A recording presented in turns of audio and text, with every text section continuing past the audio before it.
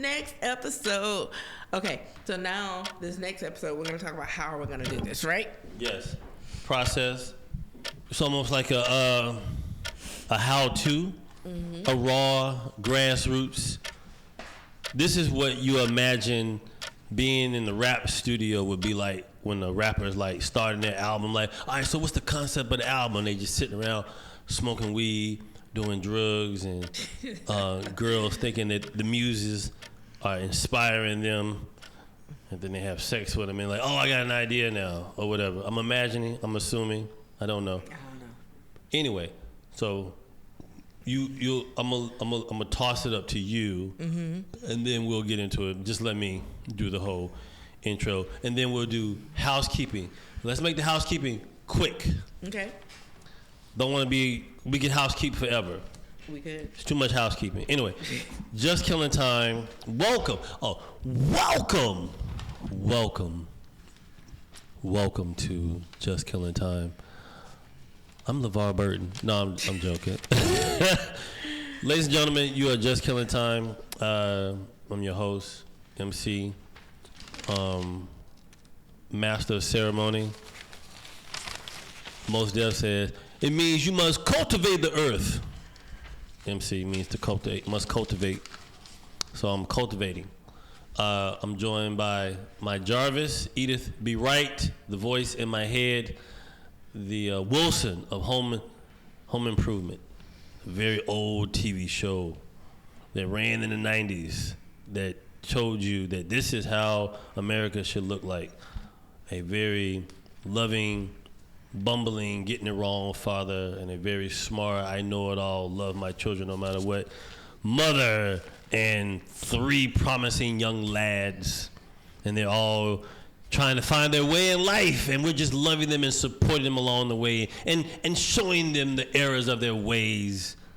And the husband goes off and has adventures, brings them back home, and we all laugh and giggle and play and go to bed in our nice homes in our middle class neighborhoods where we mind our business, but we know everybody's shit.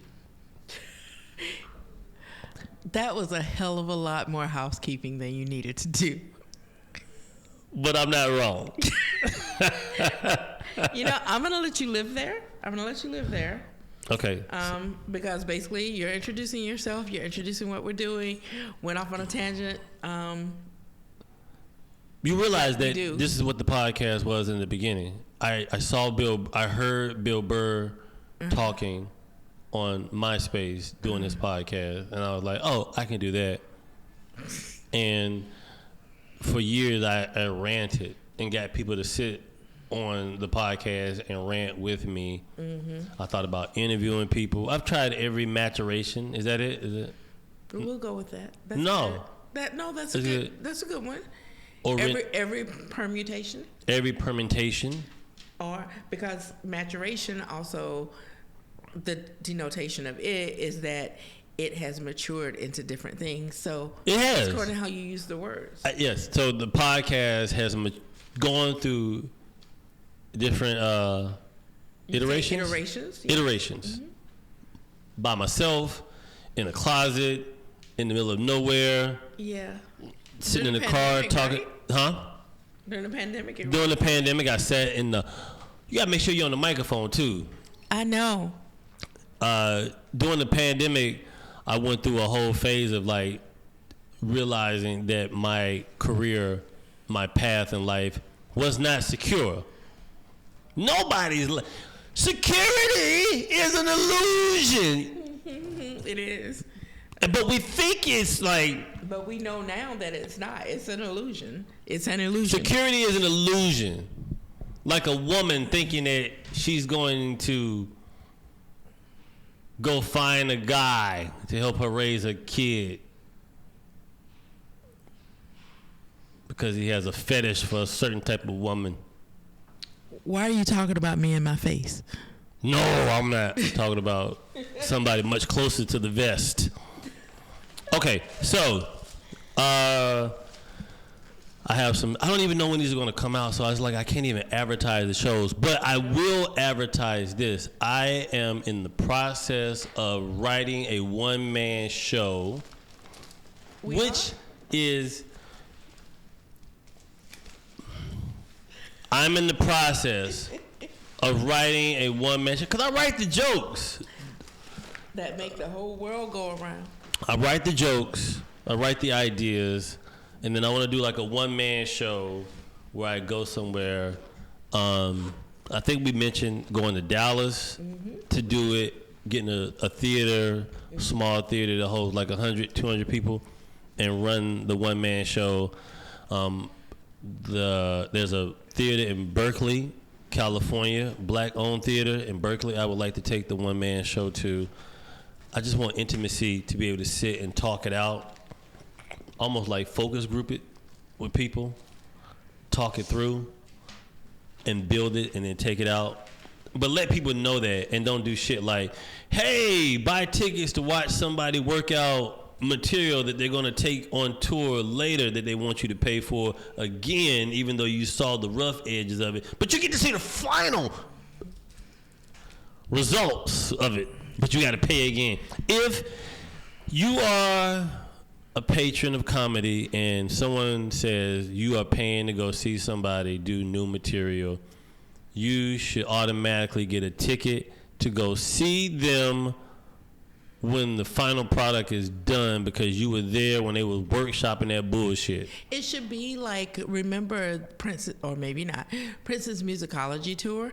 The way he basically charted that CD was by giving a free CD to people who purchased the ticket. Oh. So how you could do it is you purchase the ticket to this, you also get either a percentage or everything but the fees paid for the second ticket. It's like 2 in 1. Yes. That's the goal. My goal is, because I haven't been on the road in a while, I want to go on the road, theater of a size 150 to 300, maybe 300. 150 to 300 people, intimate setting, one-man show, stand-up, an amalgamation of different things, right? Yes. Right? Right, the readings, discussing the essays that I'm working on. Yep. The whole thing. It's like if David Sedaris, Michael Birbiglia, and Dave Chappelle had a baby. That's frightening. I mean, it's the future. It is what it is. Yes. So there's that. So now this week on Just Killing Time, hello everybody. If you are donating to the podcast, I appreciate it. I don't know because I'm doing this whole batch run because I can't afford to rent this space every day to record content, although I would like to rent this space to come and work in every day to feel like I have an actual job that I don't really want. To pacify people who think that I'm not doing anything because I don't get up every day and go to an office and sit and waste my time making somebody else's life better and richer so I can make enough money to be able to be called a parent. So ask me questions. Let's get into it, Edith. This week we're going to talk about what? This week we're going to talk about the actual mechanics of trying to write a book. So, first questions first. Ask the question. Have you come down on the fact that you want it to be a book and not some other form of medium? I do want. I think there's an audience for all of it. Okay. There's an audience that would like to read the stories. Okay. There's an audience that would like to see the stories performed live. There's an audience for people who would like to listen. Okay. Right? And then there's an audience for people who would like to see it live. Like there's live performance. Okay. The video performance, this part, so whatever. We're doing our own version of a 360-degree deal, which is fine. So my thought about this is then you have to decide, do you want the book to be the companion piece of something larger, or do you want the something larger to be the companion piece to the book? I want it to be like Czarface album, where they do a comic book and a CD. Okay. Right? Word. So a book to go along with the one-man show that's filmed. Okay. And this podcast, because that's like, okay. The podcast is the mixtape. Okay, so I got this podcast is the J. Cole mixtape. It's the Kendrick Lamar mixtape. It's the Little Brother mixtape that made people say, oh, we want more of that shit, because he's not pushing his agenda on us. He's not a plant to say things that he's been told to say. Mom and pop shop. Yeah. Mom and pop shop. Mom and pop shop. So, okay, we're talking about brass tacks here. Brass. So, like, how are we? I think that we found more success, you and I, talking things out. Yes. I like when you write first, because that kind of gives me the questions that I need to ask you to bring out more of you, because you have a lot of stories. So I think before you start to even wanting to write a book, you've got to figure out what story do you want to tell, even though this book will be a collection of stories. And maybe even since we did the whole Boyz II Men thing and you're really into music, maybe even incorporate that into some way. Somehow, because I really like the idea of a book, instead of chapters, there are track listings. I like that. Yeah. Because the idea was, let me tell some stories about things that I've been through that have details from the time period in which these stories took place. The music that I was listening to. Yeah. The TV shows that I was watching. The clothes I chose to wear. Yes. How we were behaving towards each other during that time period, because how we were behaving then is different than how we behave now. Yes. Give people nostalgia. It's also like, oh, that was happening during that time period? I didn't know that. Right. Like, or y'all were doing that too? I didn't know. Oh, y'all were doing that? Yeah. But we did it this way. Or this is what we called it.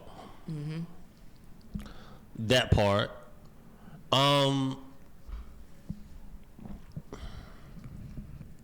Once again, it's me doing Matthew McConaughey behind the bookshelf. I'm writing a book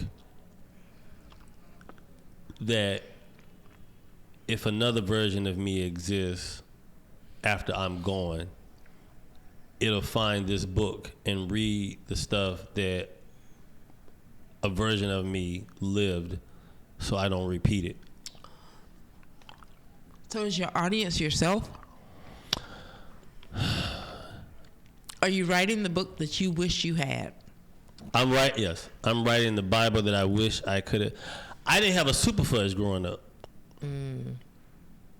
Black men didn't have a super fudge. We didn't have a, oh God, it's me, Margaret.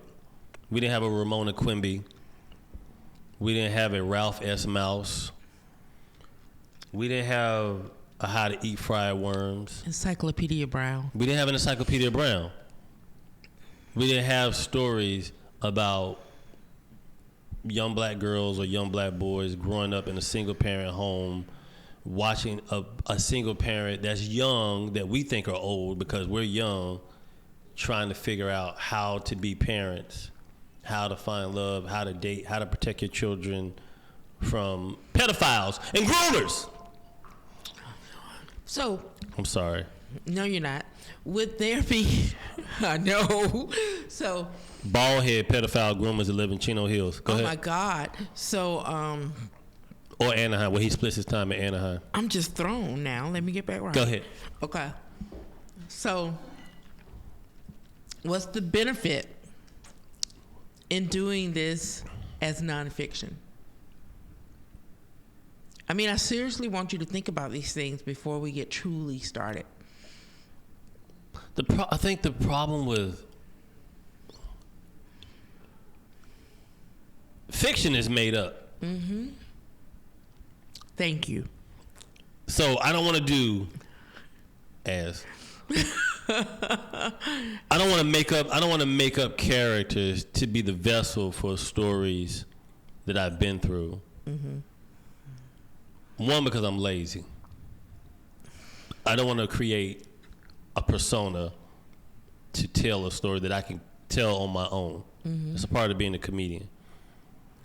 The authenticity of just being able to go on stage, be myself, and tell these stories versus coming up with a character and coming up with a catchphrase because you don't believe the shit that you're trying to sell is as good as it would be if you just let it be what it is. Like Patrice O'Neal. Mm-hmm. Top 5 comic, dead or alive. Patrice O'Neal, top 5 comic, dead or alive in any era that comedy has existed. He definitely would get a Hastings pudding pop or cup or sandwich, whatever the fuck horseshit award they made up. Fast, funny award with little insightful humor. Jackasses. Go ahead. So I'm gonna duck after I ask this. Why do you think your shit is good enough to put in book form? It's not. Good answer. It's not. But also, I don't think nobody's shit is good enough to be what it is. Why do you think it's important? It's important because I meet too many men, black men, white men, Latin men, Indian men, who don't know how to articulate how they feel. Because we haven't been given the tools, we haven't given the permission, we haven't been given the space, we haven't been given the encouragement to say, this is how I feel, or this is what I feel, or this is what this means to me. Why should it mean more than what it means to me? Okay. So, how do you want to feel when you're doing this? Do you want catharsis? Are you looking for something by doing this besides helping? A literal bowel movement. Okay. Let me get this shit out of me. Literary bowel movement. A literary bowel movement. This is all. I think that's what all writing is. Do you now? Just literally getting out. It's shit inside of you that you gotta get out. Mm-hmm. And shit doesn't mean it's negative. It's just you got shit. It's just inside. shit. It's just shit. Everybody got some shit. That's true. All God's children got problems. All of them. God's knows we do. So, okay. I think, like, sometimes I go back to the list of questions that I just had off the top of my head just because. So, I think I've asked this before. Why a book specifically? You could do so many other things. You could do a comedy album broken up into these chapters. Could you want to, it feels like you're trying to challenge yourself. Is that part of it? Okay. Challenge myself to write. A book is like, a good book is like a Bible. It'll be here forever. I think The Alchemist will be here forever. Casting a spell, like we talked about. Yes. With words. That's with what words. we're doing. The Alchemist will be here forever. Mm-hmm. Shakespeare's shit has been here forever, even though a black woman helped him write it. Or maybe he was black himself, like some people have posited. Shakespeare sound like a black dude name. Slit smoke liquor. Bull. Willie Shakespeare. Willie Shakespeare is Willie. Mm-hmm. Shaking his spear. Mm-hmm. His dick, because he was just slanging that thing. Because he was writing. Come back. Sonnets. I'm sorry. Okay. Shaking his spear. That's racist. Go ahead. Shakespeare. Yeah, like Hogan's Heroes again. Why does that keep coming up? Why does Hogan's Heroes keep coming up? I do not know. And MASH. I immediately thought of. Why are you stuck on war sitcoms? I'm going through some things. Do you understand Hogan's Heroes was a sitcom? It was a sitcom set in a POW camp. We live in a world where there was a sitcom that took place in a POW camp during World War II. The bad one. World War II is the real bad one. Yeah. Because we lost Vietnam. But nobody wants to talk about that. We're not talking about that. America's Vietnam was Pacquiao. It was a conflict. We got beat up. Go ahead. Kind of like the Korean conflict. Hello. So, conversely, ask you how you want to feel while you're doing it. What do you want people to get out of it? Because it feels like I want to tell you, I think I told you when we first started working together, it has to be instructive in some way, right? For people to give a damn about it. Now, I think maybe the overriding thing is, what do you want people to take from it? Like, how do you want them to feel after they read your book? Like, akin to how do you want them to feel after they've seen a set? Do you want that feeling to be the same? Yeah.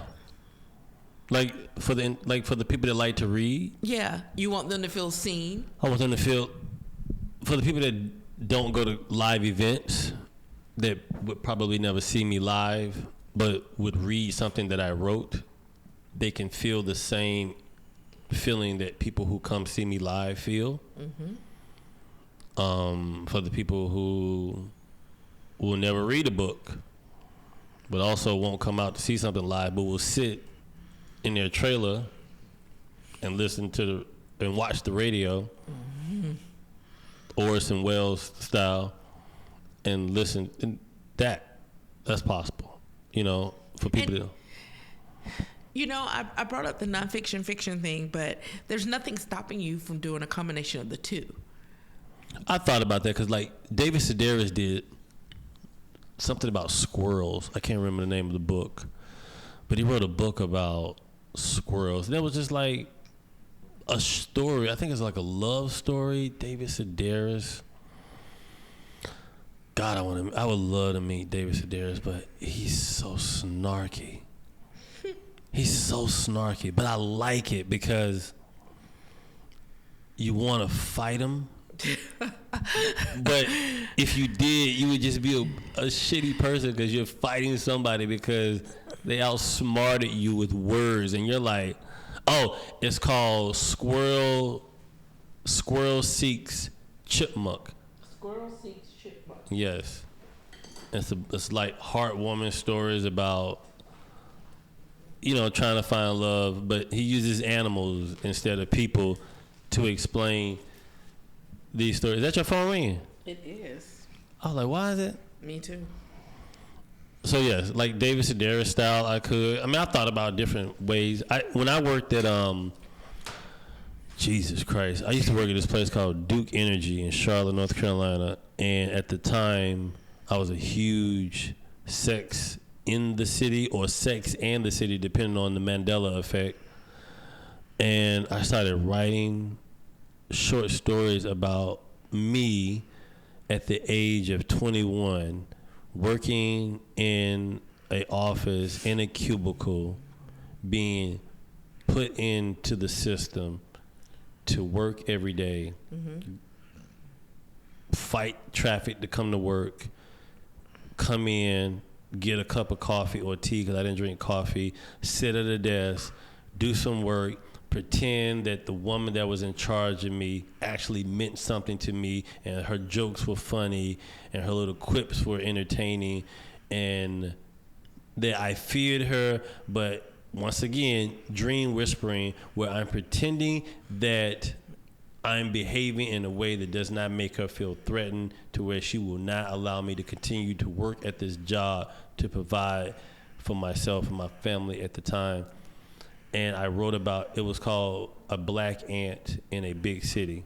And it was just about working downtown Charlotte, doing the mundane bullshit of going to work, eating a shitty lunch real fast, coming back to work, tired and sleepy because you just ate a heavy meal, fighting to get to the end of the day, leaving enough work, doing enough work to say you earned a check for what you just did, and having enough so it can prove that you're worth it because you have enough to do tomorrow when you come back in, and repeating this vicious cycle, and then coming home at the age of 21, 22, playing with my daughter for like 3 hours, and then going back home and repeating that same bullshit again until I went and got a second job working at Best Buy part-time because I had 2 jobs. Well, 2 jobs. Yeah. In 1999, working 2 jobs at 20 years of age and being miserable because I wanted to do comedy. I wanted to write. I was inspired by Spike Lee. I was inspired by Mario Van Peebles. I was inspired by who arguably is probably the strongest influence on me, Eddie Murphy. Inspired by wanting to work with Al Pacino, and inspired by wanting to work with Brad Pitt, and inspired to want to work with Denzel Washington, Andre Braugher, rest in peace. And stuck in Charlotte the way Wanda had everybody stuck in that town in New Jersey until they brought her kids back to her that she never had. Terrible storyline. Terrible. Doctor Strange Part 2, The Multiverse, is a depressing movie about a woman who tries to destroy the universe until people return some children to her that she never had, that Disney released on Mother's Day. That was mean. You released a movie where you got a woman going crazy, willing to destroy the fabric of the galaxy until you return children to her that she believed she had that she never fucking had. And it came out on Mother's Day? Who set this booby trap? Yeah. I was put off by that. Marketing department dropped the ball. Well, they've been dropping the ball for a minute, but we can get off on a tangent on that. I'm not going to get off a tangent. No, let's not do it. So, here's what I'm thinking. I also want to write books because I feel like people are going to stop writing books. There's a world I can see where people are just not writing or reading anymore. But also, once again, and I think the strongest point is, which way brings me back to the fact that should it be fiction or nonfiction? Mm-hmm. There was no Ramona Quimby books for me growing up. There was no books to say, this is what it's like being a black kid growing up, having these misadventures, being raised by a single parent mom and a community of black people that you can't put all your trust in. You can't. But can you put all your trust in anything like that? I don't even trust me most of the time because at the end of the day, if you gave me a destroy all of this button and start over, I would push it. You are distracted. I am very distracted. What are you doing? Listening, trying to write questions while I'm talking to you, because every time I talk to you, not every time, but there have been some times, this one in particular, where I've got this list of questions that are all on one topic, but then you bring up these other things, and then I find myself having to recalibrate. We don't have, like I said, if I could figure out a way to maybe tell, I mean, I am though. Like, no, you're doing good. Tell these stories of a kid growing up during the 80s, right, in the South, 80s and the 90s in the South, dealing with. I'm Steven Spielberg. Right. I never got over my parents splitting up. Right. And so I told this black chick that I was dating. Yeah. That I was also going to therapy with at the time. Mm-hmm. Let me change that. I told a chick that I was dating at the time. Yeah. That I still have issues with my parents separated. And she fucking let me have it. She told me I needed to get over it. She told me it was childish. She told me that is crazy that you let that still bother you. Everybody don't heal the same. And not at the same rate. And just like Kendrick Lamar said, we all grieve different. Mm-hmm. But I never once said, yo, the things that you be whining about are so petty. She would cry at the drop of a hat. Not nothing I invoke. She could start talking about something and get all emotional. I'm over here Steven Spielberg in it, trying to find a way to turn my pain into art because I'm still reeling over the fact that Cybertron was blown up. Mom and dad broke up, went separate ways, don't feel safe in a world that already don't like me, trying to find love, trying to recreate it with somebody else so I can say, we're going to insulate ourselves. We're not going to do what my parents did or what your parents did. Trauma bonding bullshit. Learn that in therapy. Can I give you an assignment? Give me an assignment. Ooh, listen, people. She's giving me an assignment. This means I'm going to go write something. So, your assignment, and I think this could prove useful, is to write answering one question, the one I just asked you. Why do you want to write a book? Is that a chapter in the book? Maybe.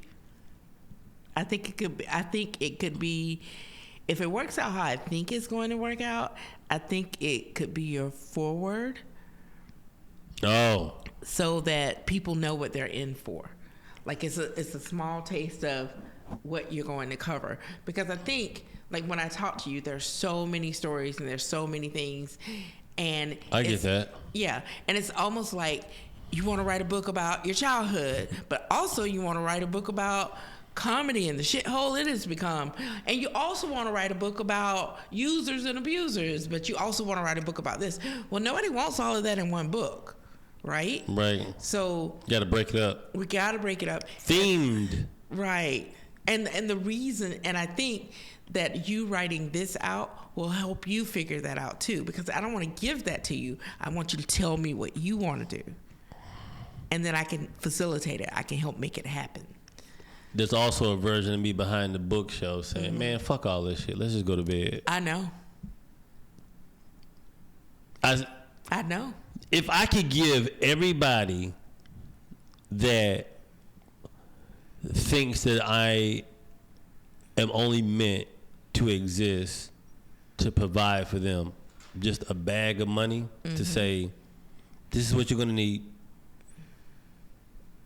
Anybody. Yeah. This is what you're going to need that you would get from me for the rest of your fucking life. Take it and leave me the fuck alone. Isn't that what Warwick Dunn did when he got his first deal? What did Warwick Dunn do? When he got his first deal out of college, I think it was him. He basically gave everybody in his family like a flat amount of money. And said, leave me alone. Yes. Oh my God. If I could just... I'm pretty sure it was him. Let me write an Alchemist level book with residuals, and then I'm just give everybody a check and say, I've done the math. Yeah. This is how much my business manager said is how much you will need for the rest of your life, even taking in consideration that you may fall ill or whatever intangibles may come about. This is how much money you'll need. Take it. Yeah. Leave me the fuck alone. But if you don't take the money, that means you really love me. Oh, but it's a catch-22 because there is somebody who really, really needs it. And they're going to have to take it. If you take it.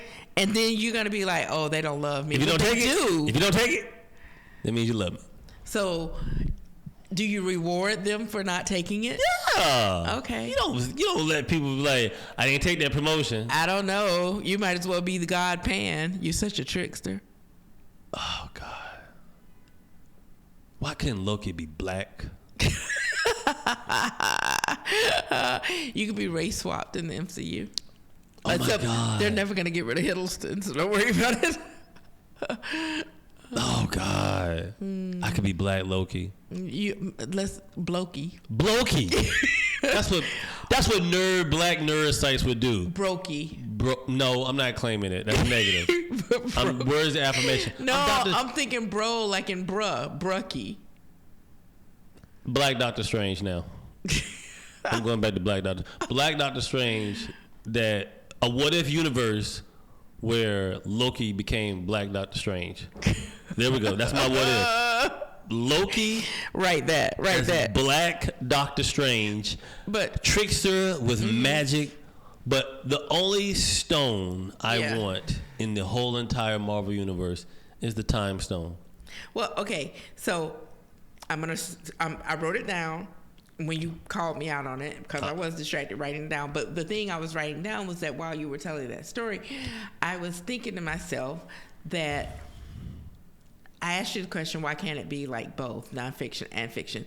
And I was coming up with a way over here of how that one could feed into the other so that it's like two books in one. I'm here for it. You're going to tell me for it offline, though. Yeah, I am. Because someone will steal the idea. You're right. There's a lot of videos coming out about people stealing material. I know, isn't it? Crazy. And I don't even have the energy to make the videos about people who have stolen my material. I know, right? It's like, and even, here's the thing. Because I'm a grown-ass man. Here's the thing about that, too, though, is that they're talking about it in comedy. A friend and I were talking about this just the other day. This happens in every aspect of business. I don't know how many times that I've given an idea in a wide setting, and it's basically called cute, right? Or that brings up some interesting questions, or that's really interesting. Yeah. And then a year later, it's the future of the company, but it's not your idea. And then if you bring it up, oh, well, that wasn't quite your idea. This one is this instead. So it happens. It's sad, but it's true. I remember I did a joke years ago because I had bought this shirt from the Gap. It was a blue shirt with some stripes, short sleeve, collar. I had the shirt on. And I saw a homeless guy wearing the same exact shirt. Oh, ouch.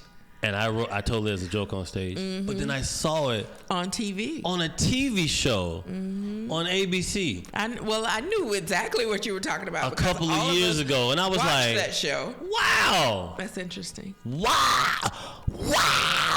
And what people like to say is, and I've said this plenty of times, there's nothing new under the sun. Nothing. But sometimes when things are super specific in that way, and the spirit of them is the same, you did more than just borrow, and you did more than just take someone else's idea as a jumping off point. You hieroglyphed it. What? Hieroglyphics, hieroglyphed it. I don't know. I'm trying to figure out. I know what you were trying to do, but I'm not. It's not important. The point is, you jacked it. You didn't even have the courtesy to jack it up. You just jacked it. It's like when rich people steal from poor people. Yeah. Anyway. Why punch it down? So you're going to give me this assignment, and then you're also going to tell me what you think your idea is, where I can mesh the two worlds together. I do have that idea. And the point of the assignment is to figure out why I'm writing this book. And what part of what you've been telling me is most important to you to tell the story of, so that people can understand why men like you feel like their feelings don't matter? That part. Because to me, that's the overriding thing that I've heard you say through our long conversations about writing and books and comedy. There's a bitch out there right now. There's a who out there now? There's a woman out there right now that anytime I've ever said how I feel, quickly to say, it's not about you. Shoot it down in a heartbeat. The people you make people with. That's why it's very important to make the decision right on the front end. Okay, so... And don't dick around. Is this... Oh, did I say that? I'm sorry. We got two stories to talk about. So before we end this episode, a question I have for you is... I want to make sure we're recording. Okay. Paranoid. Is me writing about the fact that I don't know what it is to create life with someone I'm in love with, a story or a book? Huh. like the fact that I have created humans, but have never been in love with the humans I have created life with. But you're in love with the life that came from the union. I'm in love with the life that I have created with the human that I wasn't in love with. But I also question if that love is conditional. Understood. I get that. You know what I mean? Yeah, I know what you like mean. How much am I wanting to be a part of something that half of it is from something or someone that you don't care about. I'm fighting to be a part of something that comes from half of something that I don't care about. But that was my fault because I made that decision. Yes. But I wasn't in love with my decision. And I was loving my decision because I was trying to prove to my decision that I was worth something. Ugh. Man. Ugh. Give me some pills. Man. Give me pills. Give me pills. Man. Give me pills. All the pills. All the pills. But then there's also a part of me that's like, would I want to know what it was like to do that? And no comes to mind. Well, I think in writing this that you're going to write a lot of stuff that you're not going to use in whatever eventually comes out of this. We know what we're aiming for, but I think you're going to have to be prepared for a culling, for separating the wheat from the chaff, and not getting your feelings about it. There are some things that you're going to want to tell that nobody needs to know, or they don't really matter. It's a lot of shit. Yeah. So I think we got a long road ahead of us, but I think we're close. I think we're moving toward an outline stage. I want to make sure that the readers, the listeners, the viewers at home that are watching this know that I wanted it to be stated, and I wanted it to be remembered like everything that the internet has. Never goes away. Edith, you are appreciated. You and I both have been sick as the country. Sick. Sick. Might still be sick. Probably because I'm cold as cold. And right I have a show to do tonight, and I have shows tomorrow, and I have shows Saturday. I have shows because I live in one of the most expensive cities in the world, pursuing something that I'm not even sure I want anymore. It hurts when you say it out loud. Anyway, Jessica, help me wrap it up. We done the housekeeping. We've done the housekeeping. Now we end with some housekeeping. So, what I want you to do, remember, I want to send you forth with a mission from God. Jesus Christ, you know how much stuff I say out loud, and I go back and be like, fuck. But I just want to make sure we're on the same page. To wrap this one up, it's like, this is the one. All about love. This is the one where there's something out of it. I want to see a product from this particular chat. And I want you to write these questions down so that when you are writing, if you find yourself at an impasse, you look up at the notes. At the notes and be like, okay, that's what the question I should be answering. I want you to answer some of these questions. Don't worry about the form. Don't worry about punctuation. Just write it. Let it flow from you. You are a writer. I know you struggle with that, but you are a writer, because if you were not a writer, you could not get up and do what you're planning to do on these stages. I was managed by 360 Management, and this white chick at the company, when I was telling her that I was wanting to write a book about the stuff I've been through as a child, the sexual trauma and all the parents and the poor decisions, this woman told me that I didn't know enough about myself to write about myself, and I thought it was the biggest microaggression I had ever experienced in my career outside of my manager that I had at a previous management company, who told me that I needed to start writing material for myself, meaning stop writing shows and ideas where you are the star of the vehicle. Bitch, how dare you tell me not to be the star in my own fucking dream, you fucking ass monkey. He was telling you not to bet on yourself. Not to bet on myself, to help me make other people who are already established more established. No, you sons of fuck. Right. So I can tell that she's in your head, he's in your head. We're going to write them out of your head. People in my life are in my head. Yeah, we're going to write them out of your head. Do I need to bring some sage next time I come in here I can burn? Is it possible? Can I go somewhere to get a sage smoothie? Like nothing but just sage. No. You don't want that. I do. I need to take a sage smoothie and have like a sage cleansing. Sage enema? Yes. But through my mouth, you're not sticking nothing in your mouth. But yes, I got it. I don't even know what to think about that. You know, at the end of Ant-Man 3, and it's all those kings in the room celebrating. Yes. There's a group of people when I walk into the room where my book is and my laptop where I want to write these stories are all in that room yelling and screaming at me. You can't do it. No one cares. It's stupid.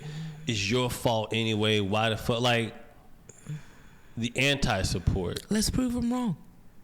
Oh, the year of the dragon is coming. Oh, I'm fire breathing, bitch. You think House of Dragons is a motherfucker? I gotta listen. You ain't seen this dragon. What's the name of the dragon in The Hobbit? Smog. That's my dude. Yeah. Benedict Cumberbatch did the voice. I'm Smog this year, bitch. Yeah. I'm coming for the gold. I've been asleep. I am coming for it all. You want all your treasure back. Listen to me. I'm John Wick. Someone killed my dog. Someone hurt your dog. Someone blew up my house. Oh my God! If they just left his dog alone. If you had just left my dog alone, I'm coming for. Poor Theon gets it in every movie.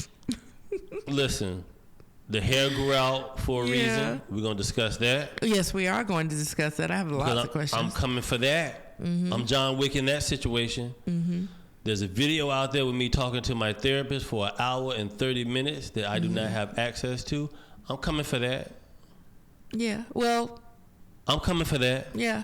Editors are kind of like that. We're kind of therapists. I'm coming for that. And the beard. And the beard. And the beard. Oh.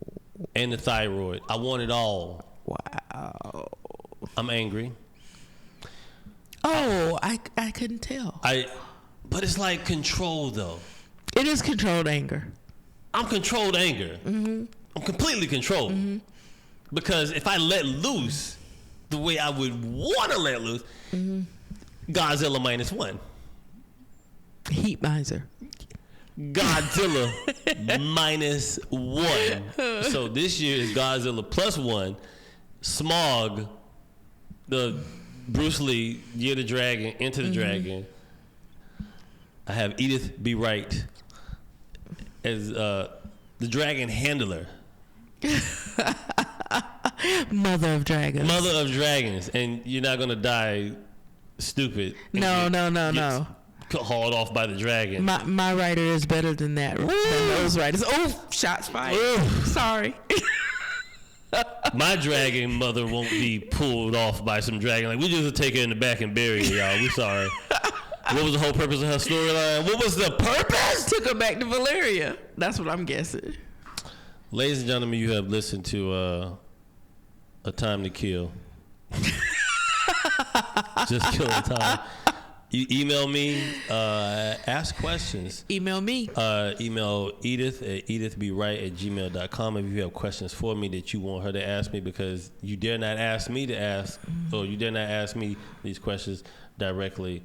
If you want to donate to this, what I would like to call an art project of epic proportions, you can. We need more candles. Yeah, we need candles and money to pay for the facility and the WeTransfer website that I use to send the videos to Ian and to pay Ian for editing and to pay for the parking downstairs and for the microphone that we had to pay for to get Edith, which was not cheap.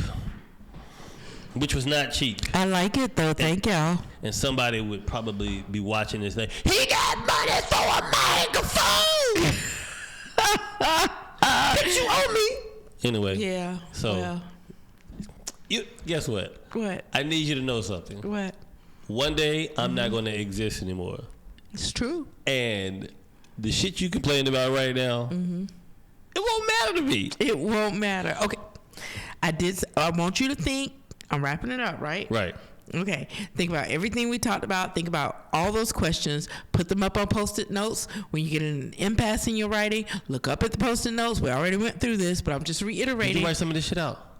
Yes, I wrote some of it out. Because I'm not gonna remember all. That's what I was doing when you were like, you're distracted. Okay. Well, yes, I am because I'm taking notes because I knew you would be. That's enough. That's whatever. Enough. Jesus, that's enough. Ladies and gentlemen, you have been wonderful, very Christian and Muslim. Y'all, he just told me to calm down. Everything. Y'all have been great religious people, and supporting the podcast would be supporting something quality. You know, just be the change.